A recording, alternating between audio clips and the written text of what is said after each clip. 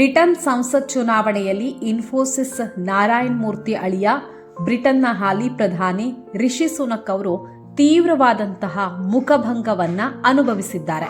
ಯಾಕಂದ್ರೆ ಬ್ರಿಟನ್ನಲ್ಲಿ ಸಾರ್ವತ್ರಿಕ ಚುನಾವಣೆ ನಡೆದಿತ್ತು. ಆ ಒಂದು ಚುನಾವಣೆಯ ಫಲಿತಾಂಶ ಹೊರಬಿದ್ದಿದೆ. ಬರೋಬ್ಬರಿ 14 ವರ್ಷಗಳ ಬಳಿಕ ಲೇಬರ್ ಪಕ್ಷ ಜಯಭೇರಿಯನ್ನ ಬಾರಿಸಿದೆ. ಲೇಬರ್ ಪಕ್ಷ 360 ಸ್ಥಾನಗಳನ್ನ ಗಳಿಸಿದೆ. ಅಲ್ಲಿ ಮ್ಯಾಜಿಕ್ ನಂಬರ್ 320 ಆಗಿತ್ತು. ಅದನ್ನ ದಾಟುವ ಮೂಲಕ ಈಗ ಲೇಬರ್ ಪಕ್ಷ ಸರ್ಕಾರವನ್ನ ರಚನೆ ಮಾಡ್ತಾ ಇದೆ. ಹಾಲಿ ಪ್ರಧಾನಿ ರಿಷಿ ಸುನಕ್ ಅವರಾಗಿದ್ರು. ಅವರ ಪಕ್ಷ ಕನ್ಸರ್ವೇಟಿವ್ ಪಕ್ಷ ಭಾರೀ ಹಿನ್ನಡೆಯನ್ನ ಅನುಭವಿಸಿದೆ. ಸೊ ಹಾಗಾಗಿ ಲೇಬರ್ ಪಕ್ಷದ ಕೀರ್ ಸ್ಟಾರ್ಮರ್ ಏನಿದ್ದಾರೆ, ಸೊ ಅವರಿಗೆ ಸುಲಭವಾಗಿ ಪ್ರಧಾನಿ ಹುದ್ದೆ ಸಿಕ್ಕಿದೆ. ಇನ್ನು ಫಲಿತಾಂಶ ಹೊರಬೀಳ್ತಾ ಇದ್ದಂತೆ ರಿಷಿ ಸುನಕ್ ಪ್ರತಿಕ್ರಿಯೆಯನ್ನ ಕೂಡ ನೀಡಿದ್ದಾರೆ. ಈ ಸೋಲಿನ ಜವಾಬ್ದಾರಿಯನ್ನ ತಾನು ಹೊತ್ಕೊಳ್ಳೋದಾಗಿ ಹೇಳಿದ್ದಾರೆ. ಅಲ್ಲದೆ ಲೇಬರ್ ಪಕ್ಷದ ಗೆಲುವಿಗೆ ಅಭಿನಂದನೆಯನ್ನ ಸಲ್ಲಿಸಿದ್ದಾರೆ.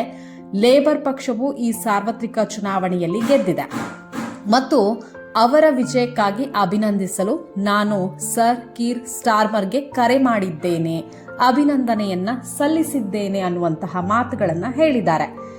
ಇನ್ನೊಂದು ವಿಚಾರ ಅಂದ್ರೆ ಈ ಬಾರಿ ಯಾವ್ಯಾವ ಪಕ್ಷಗಳು ಕಣದಲ್ಲಿದ್ವು ಅಂತ ನೋಡೋದಾದ್ರೆ ಕನ್ಸರ್ವೇಟಿವ್ ಪಕ್ಷ ಇತ್ತು, ಲೇಬರ್ ಪಾರ್ಟಿ ಇತ್ತು, ಸ್ಕ್ಯಾಟಿಸ್ ನ್ಯಾಷನಲಿಸ್ಟ್ ಪಾರ್ಟಿ ಇತ್ತು, ಲಿಬರಲ್ ಡೆಮೊಕ್ರಾಟ್ಗಳು ಇದ್ರು, ರಿಫಾರ್ಮ್ ಯುಕೆ ಜೊತೆಗೆ ಇತರೆ ಪಕ್ಷಗಳು. ಇನ್ನೊಂದು ವಿಚಾರ ನಾವು ಗಮನಿಸಬೇಕು, ಈ ಬಾರಿ ಒಂದು ಎಕ್ಸಿಟ್ ಪೋಲ್ ಏನಿದೆ, ಚುನಾವಣಾ ಪೂರ್ವ ಸಮೀಕ್ಷೆಗಳು ಕೂಡ ಕನ್ಸರ್ವೇಟಿವ್ ಪಕ್ಷ ಈ ಬಾರಿ ಸೋಲೋದು ಖಚಿತ ಅನ್ನುವಂತಹ ಭವಿಷ್ಯವನ್ನ ನೀಡಿದ್ವು. ಇನ್ನು 44 ವರ್ಷದ ರಿಷಿ ಸುನಕ್ ಅವರು ಏನಿದ್ದಾರೆ, ಸೊ ಅವರ ಪಕ್ಷ ಇರ್ಬೋದು, ಅವರು ಕನ್ಸರ್ವೇಟಿವ್ ಪಕ್ಷ ಇರ್ಬೋದು, ಆಡಳಿತ ವಿರೋಧಿ ಅಲೆಯನ್ನ ಕೂಡ ಎದುರಿಸ್ತಾ ಇತ್ತು. ಸೊ ಆ ಒಂದು ಹಿನ್ನೆಲೆಯಲ್ಲಿ ಸುಲಭವಾಗಿ ಲೇಬರ್ ಪಕ್ಷ ಹೆಚ್ಚಿನ ಸ್ಥಾನಗಳನ್ನು ಗಳಿಸಿದೆ. 360 ಸ್ಥಾನಗಳನ್ನು ಗಳಿಸಿದೆ.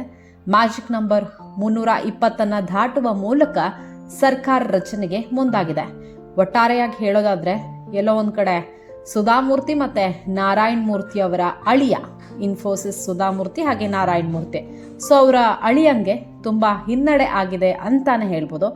ಯಾಕಂದ್ರೆ ಅವರು ಪ್ರಧಾನಿ ಆದಂತಹ ಸಂದರ್ಭದಲ್ಲಿ ಇಡೀ ಭಾರತದಲ್ಲೂ ಕೂಡ ಸೆಲೆಬ್ರೇಟ್ ಮಾಡಲಾಗಿತ್ತು. ಅಂದ್ರೆ ಒಬ್ಬ ಭಾರತೀಯ ಬೇರೆ ದೇಶದಲ್ಲಿ ಪ್ರಧಾನಿ ಆಗಿರೋದು ತುಂಬಾ ಗೌರವದ ವಿಷಯ ಆಗಿತ್ತು. ಸೊ ಹಾಗಾಗಿ ಆ ಸಂದರ್ಭದಲ್ಲಿ ಸೆಲೆಬ್ರೇಟ್ ಮಾಡಲಾಗಿತ್ತು.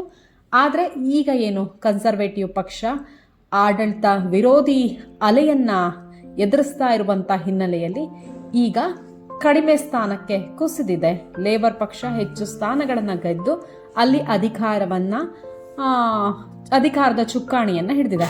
ಸಾಕಷ್ಟು ಜನಕ್ಕೆ ಕ್ಯೂರಿಯಾಸಿಟಿ ಇತ್ತು, ಬ್ರಿಟನ್ನಲ್ಲಿ ಯಾವ ಪಕ್ಷ ಅಧಿಕಾರಕ್ಕೆ ಬರುತ್ತೆ ಅಂತ. ಸೊ ಫೈನಲಿ ಲೇಬರ್ ಪಕ್ಷ ಅಧಿಕಾರಕ್ಕೆ ಬಂದಿದೆ.